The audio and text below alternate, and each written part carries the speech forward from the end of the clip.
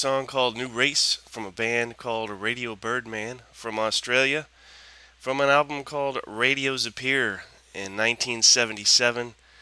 Great stuff. Good morning, good afternoon, and good evening. This is Hexes and Soldiers, episode 24. My name is still Jason, and welcome back, one and all. From the nervous newbies to the grumbling grognards, it's always a pleasure and an honor to have you donate your valuable ear time, and for that I thank you. And I should add, Happy Cinco de Mayo, a holiday that always allows me to irritate my better half by asking, what day is Cinco de Mayo going to be on this year? And you know, to this day, she is still both baffled and amused that I own a game called It Never Snows. And I still hear her call the title out randomly from time to time. Anyway, so what's been going on? What is the word on the wargaming street these days? Well, for me, it's a trio of words. The coming storm. And if that doesn't mean anything to you, well, never you worry. I shall elaborate. The coming storm is Kevin Zucker's 2010 game. Well, technically 4 games on Jenna Auerstadt, Paltusk, Glimminyanlau, if I said that right, Eylau, and Friedland, which are 4 major Napoleonic battles that took place during 1806 to 1807, where the French army encountered 2 different opponents with different capabilities, from the leadership-challenged Prussians in Saxony to the chaotic battle conditions in winter against the Russians.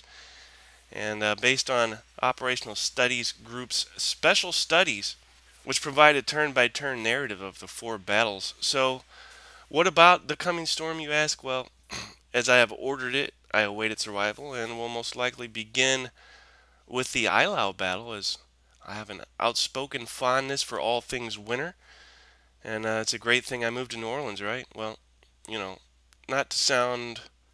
I'm just not physiologically hardwired for hot, humid weather, and in this respect, I do so long for the north. What else is new? Let's see. This is most likely old news by now. But GMT is having a sale for a short time only. And as of now, until midnight Pacific time, May 9th, if you buy any 3 in-stock games, you get them half off. Now that's pretty cool, right? So the first thing I do is take a look, and perhaps there's something wrong with me, but the only thing that even quasi-interested me as I looked through their stock list was the Dart Valley. So it looks like I'll be refraining from participating in said sale. No offense, GMT, I appreciate your sale.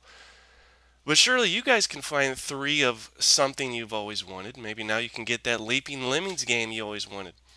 And speaking of Leaping Lemmings, I believe that's the game about the Australian invasion of the Arctic in '84, but I could be wrong. Anyway, if you find 3 games you want, use the coupon code SS2014. And I don't know if this matters, but the SS should be lowercase. And this applies only to GMT games, not to third-party developers such as Consum Press, etc. And what else? We have the next couple P500 games that will be shipping in June include Panzer Expansion 3, Drive to the Rhine, and Thunder Alley. And there are also 2 new P500 additions, Hammer and Sickles, that's Hammerin' without the G, Hammer and Sickles, Longstreet Attacks at Gettysburg, which simulates the fighting on July 2nd, 1863 during the second day of the Battle of Gettysburg, and focuses on the southern portion of the battlefield. General Longstreet's attack against Sickles' positions with troops from Hood's and McLaws divisions by game designer Herman Luttmann. And then there is At Any Cost, Franco-Prussian War, Metz 1870, another one by Herman Luttmann, and so check that out. And then also be sure to check out their other recent P500 editions, as there are a number of cool games coming up.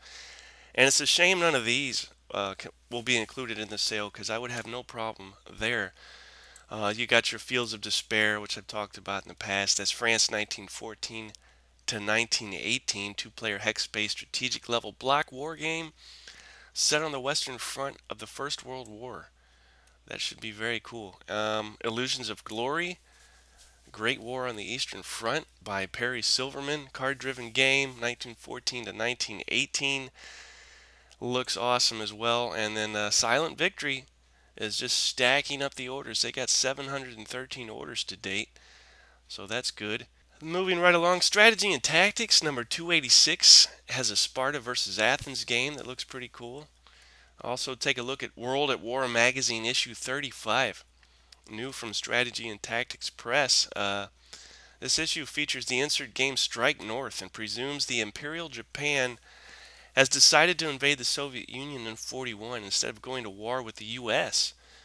Conceptually, a Japanese invasion of the Soviet Union would be in conjunction with the German attack on the USSR, Operation Barbarossa, 22nd of June, 41. The strategic possibilities of this alternative course are incredible, with the Soviets, which will be under the pressure of fighting a two-front war. However, by following this strategy, the Japanese would be temporarily abandoning their planned invasions of the resource regions of the East Indies and beyond, leaving themselves less than a half year of oil to sustain their war effort. The map shows Northeast Asia as it was in 41, and sounds pretty cool. Costs you about $30. Not too bad. Against the Odds magazine is using Cinco de Mayo as a time for customers to, they say, sync up their collections by picking up annual issues at a big discount. And if you didn't know about that, Against the Odds produces one extra-sized issue per year with a bigger game and more articles, hence they say the annual. Pick up one or more now, and you can also get a discount on the game Cactus Throne, which covers the events in Mexico in which the first Cinco de Mayo took place. And the special lasts all through May starting now. Decision Games has new pre-order stuff up. Atlantic Wall D-Day to Falaise, as well as D-Day at Tarawa, a solitary game. Those are up. Atlantic Wall has a hefty pre-order price, and this is just the pre-order price. $180. Okay, I'll give you time to pick yourselves back up off the floor. And if you don't pre-order it, you're going to pay $240. So they are mighty proud of this thing. On the 6th of June, 1944, the greatest armada the world has ever seen approached northern France. And that fleet consisted of more than 5,300 ships, carrying over 300,000 men and 50,000 vehicles. Opposing them was Germany's veteran Wehrmacht, and they plan to have a counter for each 300,000 men and a counter for all 50,000 vehicles. No, that's a joke. Atlantic Wall is a grand tactical simulation of that campaign, and the counters represent almost every formation that participated at the company and battalion level. You've got infantry, armor, anti-tank, reconnaissance, engineer, assault gun, howitzer, rocket, parachute, ranger, commando, glider, and headquarter units, all fully represented. Features include Wilderstannissen, which is resistance nests, Cherbourg's fortifications, and the all-important bocage. You can't not have that, right? The map portrays all primary and secondary roads, trails, and other types of terrain, along with the villages, towns, and cities that form the bastions of German defense.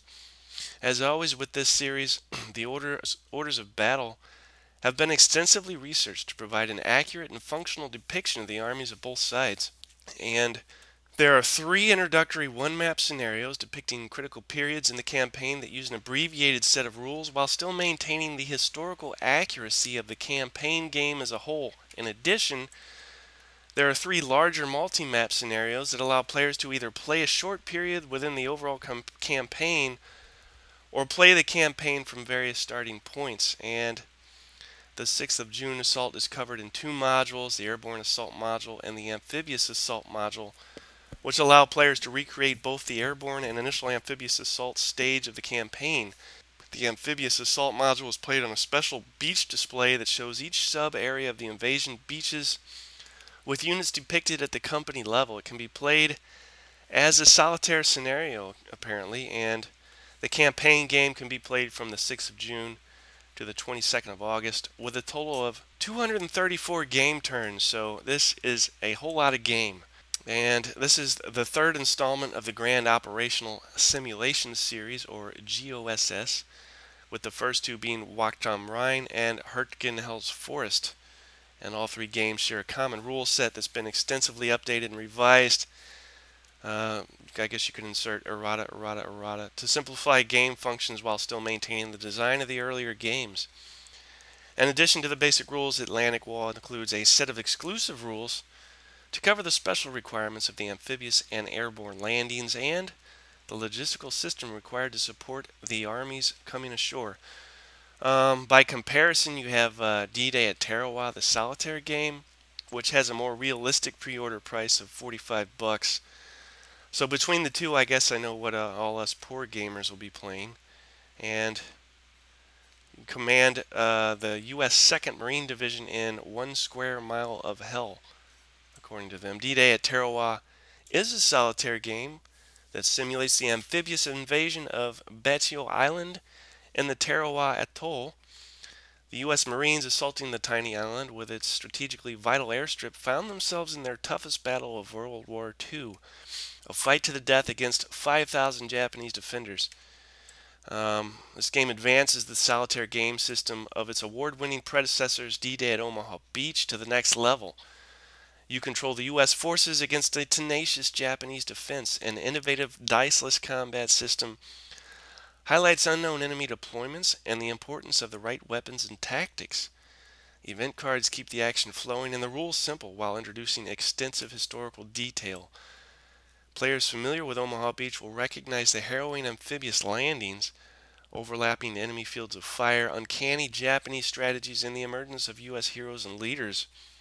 As the story of the two-day struggle unfolds, Tarawa adds new features covering LVT landing craft, movement through the surrounding coral reefs, close combat, Japanese night infiltration, U.S. combat engineers, and Japanese tanks.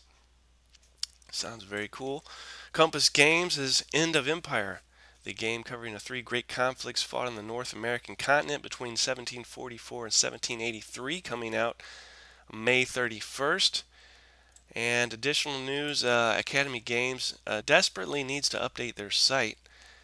And you know, where the hell is the Conflict of Heroes solo pack? Honestly, they've had ample time to develop this thing and get it out. I don't know what's going on. It's really starting to irritate me. I don't know what they've done with it. I guess they lost it. So it's somewhere in the warehouse. Somebody lost it. They can't find it, and that's what the holdup is, right? M&P has no new updates, and Columbia Games has that Victory in Europe World War II strategy game of theirs is up on Kickstarter, and you can't miss it. It's the one with the Archie Bunker-looking dude giving the peace sign, and I guess that's supposed to be Churchill. Now, Columbia Games has done some great things in the past, and you can't go wrong with East Front. But the problem with Victory in Europe, at least one of them, is that unless they do something earth-shaking with this thing, it's just another World War II strategy game at the end of the day, if you know what I mean. And there is no a lack of those. And then you got the map. And for this thing, I don't know whose idea this was. I don't like it. I'm sure other people might think it's fantastic and love the concept. It is an oval depiction of Europe. And I don't think I could play on this thing without feeling like a third grader in history class. But that's just me. Yeah, I don't mean to be too harsh on those guys, but if you're going to do another World War II strategy game, it's tough. I'll give them that. It is tough. Finally, Shenandoah Studios, who I've talked about periodically in the past. I'll talk about them again today. Once playtesters for their Hex Encounter cardboard drawing board versions of their soon-to-be-released Gettysburg The Tide Turns. So don't worry, you don't have to do any computer stuff. Sign up, tell them you want to playtest, and apparently they'll hook you up with the components for a physical copy of this thing. And that's how they do all their games. They do it old school, play test it, develop it that way. And if once they get it working on the table, then they take it to the computer. But I signed up. Doubt that I'll hear from them, but if I did, that would be extremely cool, and I would definitely keep you guys updated as to how the thing played out. So there's that, and then that's the end of the news. So quite a bit of news. And then for the top 10, we'll do a traditional top 10 this week. And we'll focus on the top 10 World War I games. And this will be a topic that I will hone in on here in a second, but haven't touched on World War I yet, and a lot of cool stuff going on during that time. As usual, we'll start at the bottom with number 10 and say To the Green Fields Beyond is our number 10, and that came out in 1978 by Decision Games, developed by David Isby. And this is an operational simulation of the Battle of Cambrai 1917, which was the first great tank battle in history. And I think MMP did a version of this battle. I'm not sure how that plays, but there's that. Number 9, Grand Illusion, the 1914 campaign in the West, came out in 2004 by Mr. Ted Resser of the Dark Valley and Paths of Glory fame. And it says the German invasion of France and Belgium in 1914, the opening campaign of World War I, is one of the most dramatic in history. The famed German Schlieffen Plan, the infamous French Plan 17, the turn of the tide that was the miracle of the Marne, the series of outflanking moves in the race to the sea, the death of the old contemptibles of the BEF at First Ypres, and it was a campaign that failed to end the First World War before the leaves fell, dooming the old Europe of kings and emperors to slow suicide in the trenches of the Western Front, and leaving men to wonder ever after could the outcome have been any different. Number 8, Clash of Giants, came out in 2001, two-game set covering the pivotal World War I battles of Tannenberg and the Marne. Say it's a low complexity game. Players' units are grouped into armies which have variable movement rates based on a die roll, and I like that idea, I always have. Although I guess it could become somewhat tedious as the game goes on. The units are also rated for strength and efficiency. Special rules for artillery, supply, victory point hexes, fortified zones, forts, and strategic movement apply. And it says it's rated very high for solitaire play. So, don't know much about any of these so far. I apologize. But that's the list so far. And then number 7, Axis and Allies World War I 1914, came out in 2013. I've looked at this thing, and, you know, I'll give him a hand for doing something original. But I don't think I'll make this purchase anytime soon. I'm not sure. It's just something about it. You know, I really wish when it comes to this Axis and Allies stuff, they would do a Stalingrad game. You can't go wrong.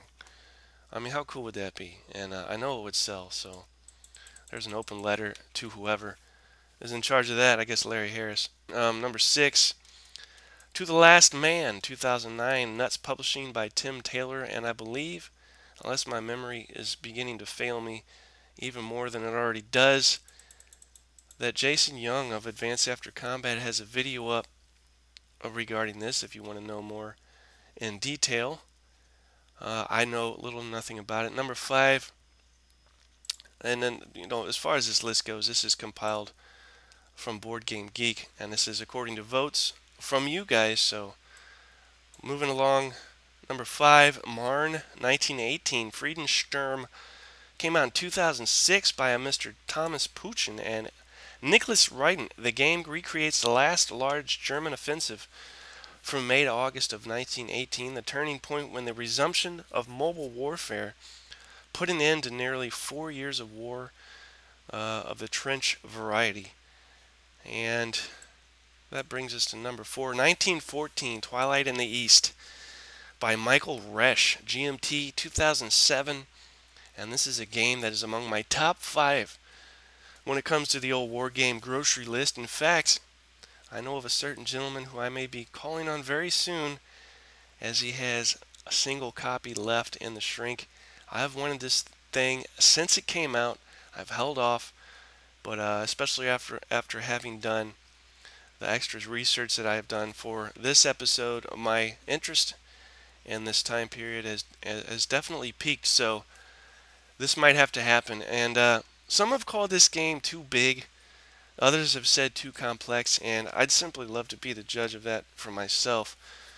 But this game models the battles that took place in Poland and Galicia during the first year of World War I. So this is only covers the first year. Can you imagine how big this thing would be if it covered all four? Beginning with the Russian invasions of Prussia and Galicia in August, and ending after the Battle of Lodz in December, and recreates the ebb and flow of the huge forces sent marching across the Eastern Front in 1914. And it was the graphics as well as the pre-World War II Charles S. Roberts Award winner back in 2007. And the game features an innovative combat system which takes into account the magnitude of the forces involved in each individual combat and various factors such as amount and type of artillery present, flank attacks, field works, among other things. It also features a fluid movement, counter movement, forced march movement system, and combat effectiveness level tracking system that requires formations to periodically rest and recuperate.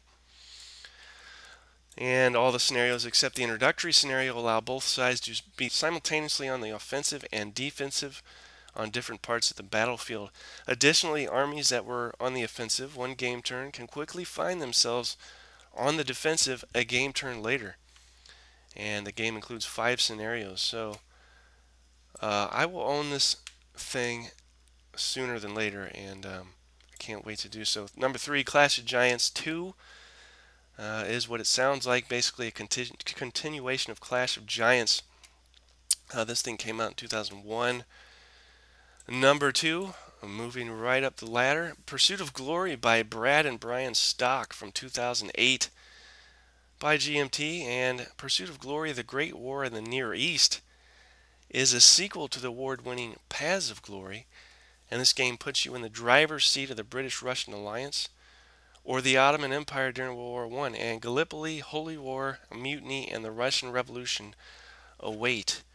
You can walk in the shoes of men such as Churchill, Lawrence of Arabia, Enver, and Falkenhayn. Finally, number 1 on our list of World War I games, Paths of Glory, came out way back in 1999. Where does the time go? By GMT, designed by 6-time Charles S. Roberts Award winner Ted Racier, allows players to step into the shoes of the monarchs and marshals who triumphed and bungled from 1914 to 1918. As the Central Powers, you must use the advantage of interior lines and the fighting skill of the Imperial German Army to win your rightful place in the sun. As the Entente Powers, the Allies, you must bring your greater numbers to bear to put an end to German militarism and ensure this is the war to, in fact, end all wars. Both players will find their generalship and strategic abilities put to the test as Paths of Glory's innovative game system lets you recreate all the dramatic events of World War I. And finally, honorable mention, and this will consist of the Situation Room, A Victory Complete, which is the Battle of Tannenberg 1914 by Magnus Nordloff of Three Crowns Games. Multiman Publishing picked this up and released it in their Special Ops magazine, and I will stop there because we'll be going into that in depth after the meat of the matter. So there's your list for this week, top 10 World War I games, which brings us to the history of Tannenberg, and then we'll jump right into the A Victory Complete and see how it lives up to the history. But the place is in fact Tannenberg. The time is 1914. In the left corner of the ring you have the Germans, and in the right corner you have the Russians. And this place Tannenberg, as it's known by the Germans, not everybody refers to the battle as such, but it is a village in northern Poland. It lies about 25 kilometers southeast of Ostroda and about 40 kilometers southwest of the regional capital, Olsztyn. Prior to 45, it was actually in East Prussian territory, and the immediate district is primarily known for 2 historic battles which took place there. One on the 15th of July in 1410, when a united army of the Kingdom of Poland and the Grand Duchy of Lithuania, with additional mercenary troops from Bohemia, defeated the Teutonic Knights at the Battle of Grunwald, or the First Battle of Tannenberg, and of course the second being the one that occurred in 1914 and immediately concerns us. So I'll forego, for the most part, topics and names like, Schlieffen Plan and Archduke Ferdinand and assume you already have a basic handle on that stuff and cut straight to the chase. So now when you think of World War One, probably like most people, you envision trenches and wire and stalemates, but things were quite a bit different on the Eastern Front as far as mobility and movement. And with Tannenberg, you could actually call it the Battle of the Caesars. Because when you think about it, for both Tsar, with Tsar Nicholas, I believe, and the Kaiser Wilhelm, Tsar and Kaiser are in fact derivatives of the word Caesar, so that's where those come from. And if you want a case study on the problems facing armies in the initial stages of a war, this is it. Command and control in the early days of the war was a work in progress, to say the least. And this is apparent when you read things like whole companies of Germans which overran Russian trenches would suddenly stand there awaiting orders instead of pursuing or consolidating. And now I think about it, that could make a cool game mechanic. Additionally, if you want a case study on a hammer blow type victory, this is also it. So for the Germans, Tannenberg stands out as the most familiar battle of World War I, on par only with Verdun. So they hold this battle and its history in very high esteem. And it's kind of somewhat a war of confused nationalities, for lack of a better term. And I thought it was an interesting side note to note that Von Francois was a German general with a French name. Lennenkampf was a Russian general with a German name. And Mackensen was a German general with a Scottish name, and that left, of course, Samsonov, Russian general, with a Russian name. But and these are the major players, or some of them. But I thought that was interesting. So regarding the background, historical background, it's interesting to note that in March of 1913, the German General Staff played a war game in which the main force of 18 Army Corps were concentrated in the east. And by the 35th day of mobilization, the Germans had occupied most of western Russia. But the Russian army was still undefeated, wouldn't you know? And the French were on the point of breaking through in the west. 10 days later, they had outflanked the Metz fortress complex, and the Germans were forced to retreat from an operational triumph turned strategic disaster. So you would think they learned something from that, but that remains to be seen. Fast forward to August 17th, 1914. The Russians enter the stage and invade East Prussia, which houses only about 9 German divisions. And the reason for this is the Germans believed they could rapidly defeat France and then focus on the east and deal with the Russians. And I guess essentially this comprised the Schlieffen Plan. But this surprised the Germans, who perhaps knew more or less the Russians were coming. But the fact that they could mobilize so quickly astonished the hell out of them. And in fact, the Germans were so caught off guard by this, with the Russians pouring in, at one point the future of Königsberg itself looked to be in doubt. So the situation is like this. You got Tsar Nicholas and his generals who decide to send the First Army into East Prussia to the north and head towards Königsberg and hopefully draw the German defenders towards the city. 4 days later, you have the Second Army, which would in the south, which would move into the heavily wooded area of Tannenberg and then make their way north to capture Königsberg and cut off the main German army. And it sounds like a fairly solid plan, I guess. The Russians mobilized fairly quickly. In fact, very quickly. In fact, only 2 weeks after the war began, the Russian First Army crossed the border with 150,000 men, outnumbering the Germans in all of East Prussia with staggering odds. So opening skirmishes near Orlo depict a sergeant yelling at a private to take cover, which was met with, "But I'm already wounded."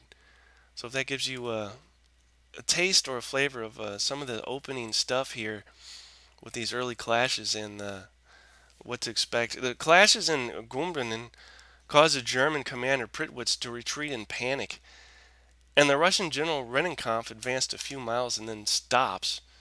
And I'm uncertain whether this is due to the German corps functioning as an effective blocking mechanism, or I've also read that they stopped in anticipation of a German attack. Either way, the First Army pauses in the north. So you see, um, this Russian general Rennenkampf absolutely detests Samsonov, who was head of the Second Army in the south. And this is because ever since Samsonov publicly complains about Rennenkampf's behavior at the Battle of Mukden, he's been sour ever since. This happened in 1905. I guess you could say get over it, but he carried a hell of a grudge in the South, and wasn't willing to do anything to support his advance. So you have bitter, embittered Commander Rennenkampf in the North, who was supposed to help out Samsonov, but he isn't willing to go out of his way to do so. So Hindenburg, as a result of all this, is called out of retirement to shore up the situation, and more importantly, to replace the bewildered Prittwitz. This guy's freaking out. He's retreating. He's about ready to run all the way home. But so benefiting from unsecured Russian telegraph lines to transmit orders. See, what's happening here is the Russians have moved too far away from their secured telegraph lines. They've outdistanced them, and they have to resort to unsecured lines. And the Germans are able to tap in and pretty much listen to any plans or orders that are given. So they have a heads up on anything the Russians are doing. And Hindenburg devises a plan which would utilize the rail system to transport a smaller army and beat the Russian Second Army, which was planning to come up from the south. So, one Army Corps is then sent by rail to the isolated Russian Second Army's left flank near the village of Tannenberg, and this occurs completely unbeknownst to the Russians. Most of the remaining German corps were then ordered to march to the southwest as fast as they could to take up a position to the right of the Russian Second Army in the south, which had been dealing with problems moving forward due to supply issues. Somehow, all of this went either entirely unnoticed or ignored by the Russian Second Army, so the remaining Germans fan out as a covering force to harass the Russians' First Army in the north once it's decided it would move again. And during this ordeal, the Germans learned that with minimal cavalry that imposed a screen before the Russian First Army, as well as artillery, they could actually imitate a much larger force, and they did this to great effect. Somewhat, I guess, echoing Maskirovka, which the Russians would use effectively towards the mid to later stages of World War II. So when the Germans meet the Russian Second Army in the south, it completely loses cohesion, the Second Army, throughout the forest. Thrusting through Niedenberg, the corps, which had moved secretly by train, cut the Russian line of advance, thus isolating the majority of the Russian Second Army. Then you have the other German corps, which had moved southwest, encircling the isolated Russians. Confused and terrified, the Russians broke and fled, and General Samsonov entered a wood where he apparently became, they say got lost, but I don't know about that. But ultimately, he took his own life. And regarding this battle, I guess the German catchphrase, Klotzen nicht kleckern, can be added here, and that translates as kick, don't tickle. For this was in fact a victory complete. 300,000 Russians were killed or wounded, with 90,000 taken prisoner. And a series of follow-up battles, the first battle of the Masurian Lakes, destroyed the majority of the First Army in the north as well. And this kept the Russians off balance and reeling, really until probably around the spring of 1915. So that's pretty much the history, and a couple side notes, I guess. It was roughly during this time, that the color of the German uniform comes into its own. After years of debate in 1910, we get the now familiar Feldgrau, or a field gray color of greenish tint, that once subjected to a bit of wear, blended quite well with smoke, mud, and the late fall foliage of Central Europe. So there's that. And then the rifles of the times were, for the Germans, they had the Gewehr 98 Mauser. Not so great when you compare it to other rifles. A little less accurate than the American M1903 Springfield, and not quite as rapid firing as the British Lee Enfield. You also had the highly effective water-cooled Maxim machine gun, which was a technological advancement that completely changed the look of the whole war, the whole machine gun thing. But the machine guns were initially used for defensive purposes, but the Germans had their own way of using these, and they used them early on as an offensive breakthrough. They incorporated the machine gun into an offensive role more so than a defensive role, and did this with great effect. So Tannenberg as a simulation, how does that work? So if you're like me, you were lucky enough to pick up a copy of this M&P Special Ops Wargaming Journal issue number 3 that came out in summer of 2012 with a victory complete on the cover. The map, fairly decent size as I unfold it and look over it. Some kind of faded pastel colors, but overall it looks clean. You can't go wrong with this thing. And all the key areas involved in the battle, of course, depicted faithfully. One counter sheet, and of course, the magazine wastes no time as soon as you open it. Almost first page, you have a victory complete strategies. Then you get to the rules themselves, and it gives a brief introduction.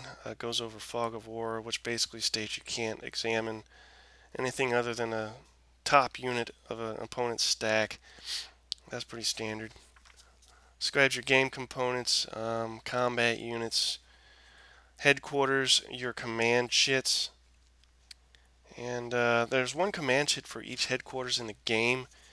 Each turn a number of German and Russian command chits are placed in the draw cup, from which they are randomly drawn one by one. So standard chit pull mechanism in full effect. Describes your various game markers, goes into preparation for play, your sequence of play.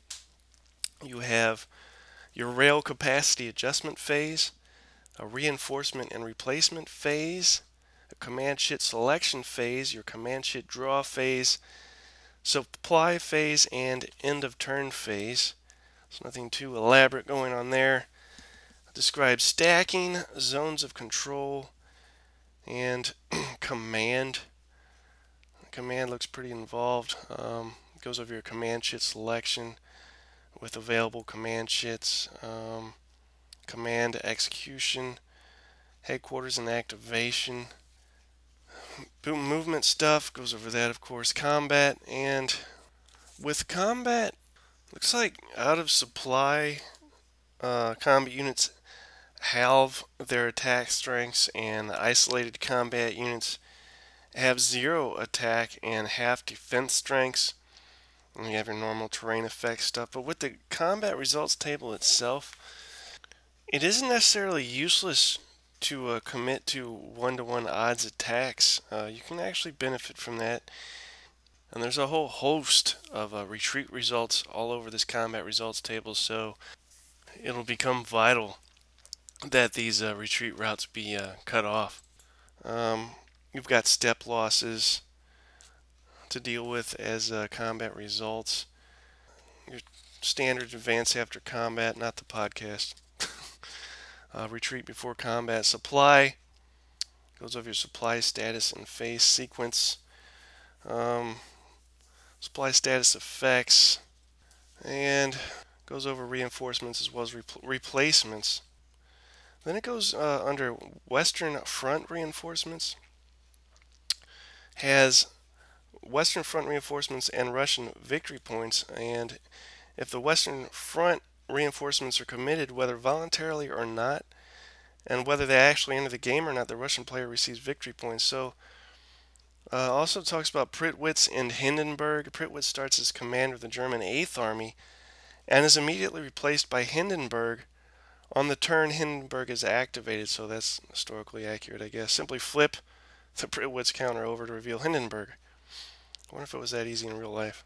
Hindenburg allows the German player to draw 1 extra headquarters during the command chit selection phase for the rest of the game, but not for the later Masurian Lake scenario.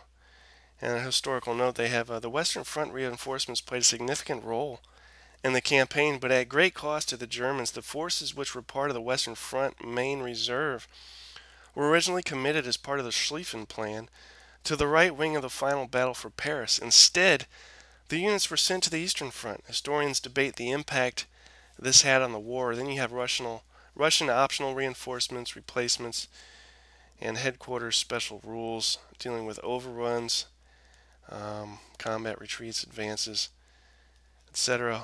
Also, they talk about Hoffman and I-Corps. Hoffman's arrival. Max Hoffman is represented by the Hoffman counter and arrives as a reinforcement on turn 4 of the campaign and Tannenberg scenarios only. It is not used in the Malsurian Lakes scenario. On arrival, place the Hoffman counter in the Max Hoffman box on its face-up value 2 side. So what's significant about the Hoffman counter? Well, this is a kind of trump card that the German player can use at any time during the command chit draw phase, after any command chit has been drawn, but before it is played. And Hoffman can be used twice in the game, can be used twice in the same turn. So you play the Hoffman chit and place the just drawn command chit back into the draw cup and activate an in-play headquarters or combat unit. Does not matter if the headquarter or combat unit was already activated during the current turn, nor does play of Hoffman preclude a normal activation of the headquarter or combat unit later in the same turn. However, Hoffman cannot be used on the same headquarters or combat unit twice in the same turn. Track use of Hoffman by flipping the counter to its one side after the first use and removing it after the second, so Hoffman adds some extra oomph. And I-Corps has a special rule called loose cannon. So if the German player chooses the I-Corps for a command chit, he places both I-Corps activation chit and the loose cannon chit in the cup. If the I-Corps chit is chosen by either chit draw or Hoffman, play proceeds normally, and when the loose cannon chit is drawn later in the turn, it's ignored, placed to the side, and another chit is immediately drawn. Should the loose cannon chit be drawn first, either by chit draw or Hoffman, the German player must attack this turn with both I-Corps divisions. If this is not possible, the German player must move them by regular movement or close to the nearest enemy units as possible. In addition, the other combat units within range of the I-Corps headquarters may be activated to support any I-Corps attack that turn. When the I-Corps chit is drawn later in the turn, it is ignored, placed to the side, and another chit is immediately drawn. And then they say regarding this, by way of design note, the German I-Corps rule reflects both the insubordination and brilliance of its commander, von Francois. Then it goes into some scenarios, talks about victory points, which deal mostly with locations, and has an expanded sequence of play. But let me back up and I'll read some of the stuff from the strategies in a Victory Complete. I'll skip the introduction because we pretty much already did that, but it says, with leadership and execution, in a rare moment in history, the German victory in East Prussia was a combination of a brilliant and meticulously planned operation married with brilliant and inspired leadership by some of the most talented staff officers in the German army in World War I. While Ludendorff might beg to differ, it was officers like Max Hoffman that deserved the credit for initiating the daring troop movement of the German First Corps that would end in encirclement and utter defeat of Samsonov and his Second Army in the forests of Prussia. And then it goes on to say, in the dawn of modern industrialization, the Germans utilized the new tools of war more effectively. The Russians had less than 100 kilometers of telephone cable and only a handful of radios with their invading armies. And the Russians were completely lacking in the understanding of how to use these tools, while the Germans embraced them wholeheartedly. So, what options are there for both players, and how can they best utilize their forces to defeat the enemy on the field of play? Well, as with the real campaign, and this is a question I have myself, it's got to be challenging to represent something, especially a battle which the success pretty much hinges on an opponent lacking the knowledge of what was happening. And how do you recreate that? Because your opponent is going to know that this happened historically, so it's going to happen again. You know what I'm trying to say? How do you faithfully recreate that element of surprise? And they say that as with the real campaign, both players need to plan and execute better than their opponent. They need to use the strengths of their forces and mitigate the strong suits of their opponent. This is where victory will be achieved. On the other hand, there is no foolproof plan to win a victory complete. Both sides also have to account for chance and reversal of fortune. They say in playtesting there have been more draws and minor victories than outright victories. And this is a conscious design decision to show just how rare and daunting a feat was the German victory. While the historical result was a major German victory in game terms, this requires both a high degree of skill as well as luck to pull off in the game. While minimizing mistakes and outplaying your opponent will go a long way towards winning the game, to achieve the elusive decisive victory will also require some luck as well. Even the actual history of the battle shows that while the Germans successfully crushed half the Russian force, the First Army in the Battle of the Masurian Lakes was able to pull back in good order.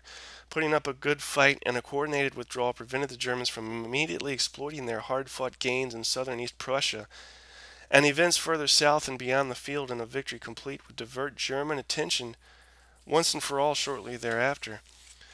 Generally, the Russian player must use his brute force strength to engage as much of the enemy force as possible, which prevents the Germans from exploiting their maneuver advantages and, in turn, to keep their long-term plans hidden for as long as possible. Keeping the German in the dark as to your axis of attack will delay the German player from knowing where to deploy most effectively. So there's one answer. The German player must try and do the opposite. He must maintain his flexibility of response and not get entangled so that he is able to react when the Russian bear shows his teeth. Should he fail to do this, he will see his forces strung out and hopelessly entrapped in an ironic mirror image of what happened to the West in this war. Balance and resistance and flexibility is the German key to winning. So, as the game progresses, it'll become more and more chaotic and less predictable, and that's a good thing, I think, especially regarding this particular battle. That helps allow the game to work. History and plans, just as in real life, will change the moment the first cardboard piece is moved. As the game progresses, hard and fast strategies will likely straitjacket you and do more harm than good. You'll be less likely to see the opportunities that chance will inevitably provide. This game is based on the award-winning A Victory Lost and its later sister game, A Victory Denied. And players that know either of these games and their systems will recognize the mechanics and gameplay very quickly. And that only adds to aid in your learning of A Victory Complete if you're already familiar with the others. And regarding the Russians, by way of strategy, as the Russian player, you start with a favorable situation, and just as importantly, you're armed with the knowledge of what actually happened in the campaign. You'll be determined to not repeat history, and at the very least, you can hold your head up high if you avoid the fate of the Russians in 1914. It says grab a book or two and perhaps read a little about what actually happened in East Prussia so that you're armed with what Samsonov should not do. And being that I live on campus here at University of New Orleans, I have access to an okay library. It's nothing like the MU library in Columbia, Missouri. But they've got a number of books, and I was able to find Showalter's Tannenberg Clash of Empires. And it's a decent book. Starting positions. So first of all, let's look at the starting positions and the strengths and weaknesses. You got a superior force and strength with the Russians, right? With more than a 2-to-1 advantage over the defending Germans in numbers alone, and I think historically this was actually much greater, the odds. And your divisions are weaker than their German counterparts. But if you look at the combat results table, you'll see that even low odds attacks can benefit you. You can trade force for force and gain position with 1-to-1 attacks. And the system also favors the player with more actual maneuver units considering all the retreat results on the combat result table. So being able to swap your enemies and cut off retreat avenues is another great advantage for you to exploit. And in the opening terms of the game, you'll have the luxury of being able to activate almost all of your headquarters, except to fulfill the sudden death victory conditions of getting a handful of headquarters over the border. These moves should be used to engage the enemy in as many places as possible. Zones of control are sticky in this game, and by being sticky, the Russian player deprives the German player of his mobility, and this should be a paramount stratagem Keep pressing as long as you can. Should the German player choose to fall back or not to engage, you might also try to go for victory objectives. And this would most likely put you in command of the game for some turns to come and activate the Western Front reinforcements. It's a delicate situation which you should not miss. Your broad front assault across the border should strive to gain favorable positions for later in the game. And even though you have an ill-prepared and quite scattered bunch of units at hand, you do have the initiative during the first couple of turns. So with your ability of mass movement, this opportunity should be used and let the Russian steamroller roll. And Russian activation considerations from turn 4 and onwards consist of such. The situations you are facing as a Russian player from turn 4 on are probably the most challenging part of the game. Here you basically have to decide what to do for the next 3 turns. And whatever the German player may come up with during such interval, there's not much you can do about it. Don't panic, but make sure to prepare yourself for it. There are many available combinations of what strategy to apply from turn 4 onwards for the Russian player, and there are 2 general strategies to choose from. One would be concentration, and with this you activate all or most of the corps in one army, and by doing that gain local superiority or to counter a major German threat. And then 2, agility, and this allows spreading the activations more or less evenly over the entire front, and by doing that provides some uncertainty for the Germans on what your grand plan is, or to continue the momentum you might have had during the early turns. So personally, I prefer the first strategy with a possible mix of the second halfway into the game. But everything depends on how the German player acts, really, and reacts. And what the current overall situation looks like every third turn, starting from turn 4, if that makes any sense. So setting up a realistic goal and planning for it is key for the Russian player. And you can deceive the German player by activating other units than the ones with which you intend to execute an attack. So sooner or later you'll need to reveal your plan, right? And when you do, you must be prepared to stick to it. Do not react just because the German player is punishing you elsewhere. Remember that you have a numerical superiority throughout almost all of the game. So an ideal situation when going for a concentration strategy is the following. On the part of your front that you choose not to activate, you should have good defensive positions and most of all secure flanks. I cannot overstate these 2 tenets. The situation becomes even more advantageous if German troops are not yet strongly engaged along this section of the front.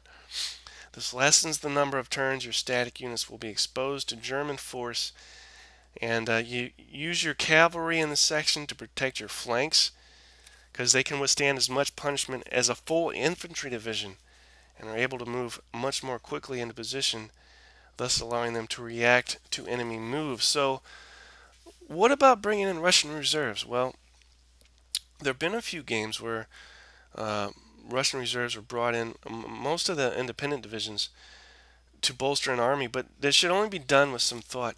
Bringing in the guard is extremely costly and should be examined, and the advantages weighed carefully before doing that. It requires some awareness of timing of what victory points can you grab to make up for the loss in points you'll pay. Historically, the Guards Corps was never engaged in this battle, and the option was there for the commanders at the time, but never executed due to activities taking place further south. So the option is provided, but with a severe penalty to the Russian player, and historically the price and what happens that is not seen here in this game would have been very high. So what about pulling out the Western Front reinforcements from their box? Well, at first glance, it might look like a tempting strategy to get 20 points out as soon as possible while you have the momentum during turns 1 through 4. But think again, because the longer these guys have a chance to be on the map, the longer the German player can punch you in the face with them.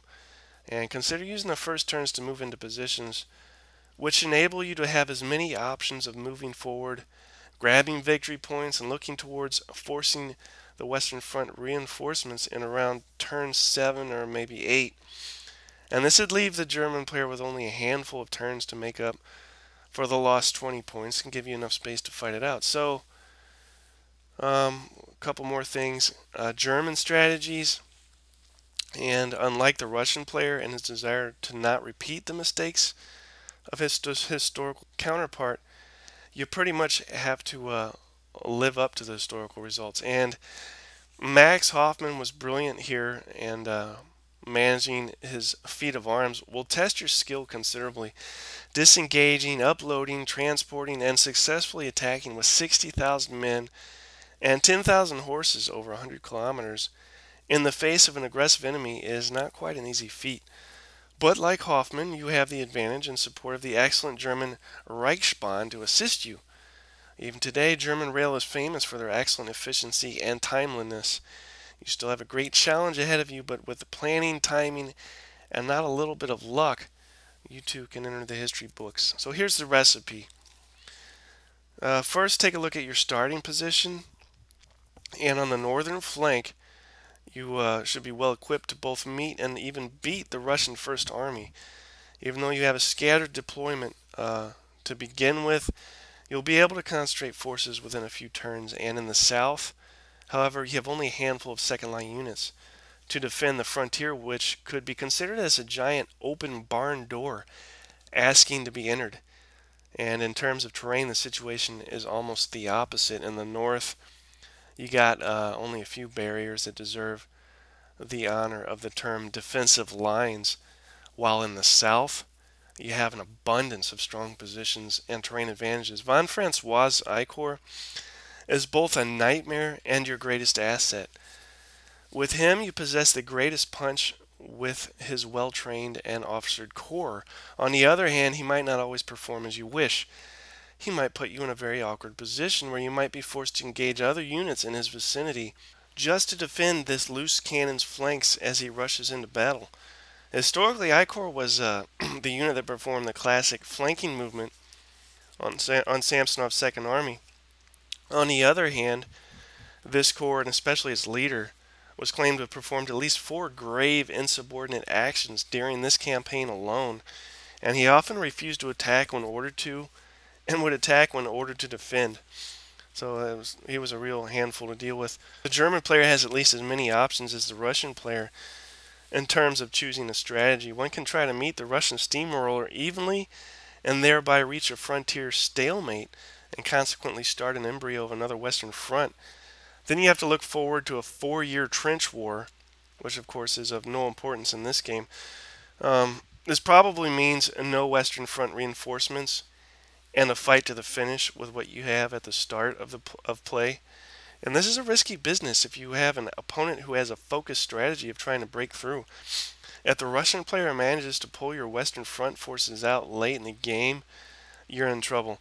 And getting stuck in the sticky zones of control battles where you have to be mobile can also be decisive.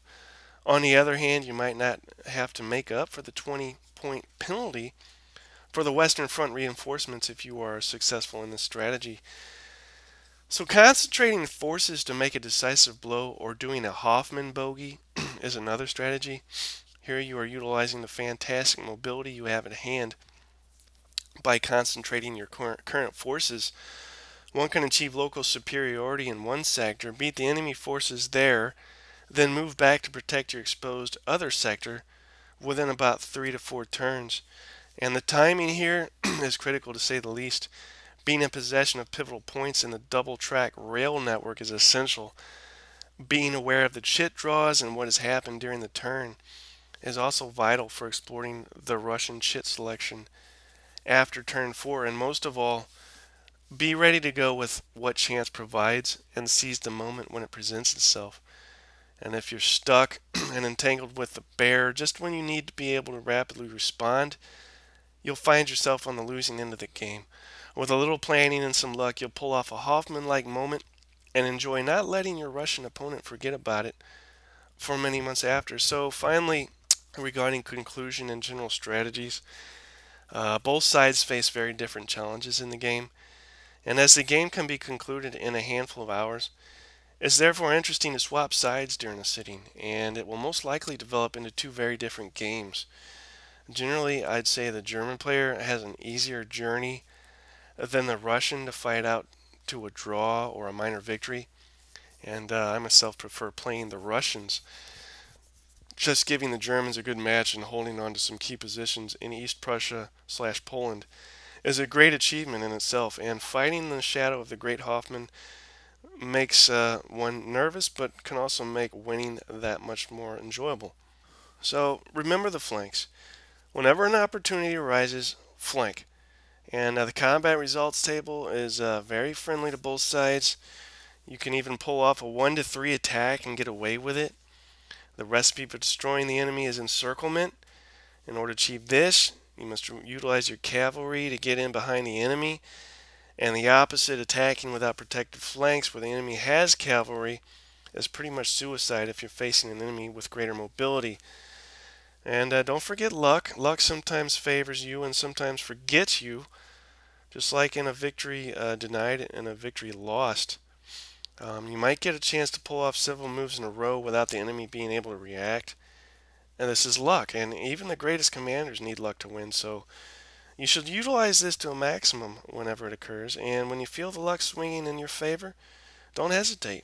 Move, strike, hope to be able to strike again, and keep your forces in clusters to utilize the capability of activating as many units as possible. And finally, plan. Don't forget to plan.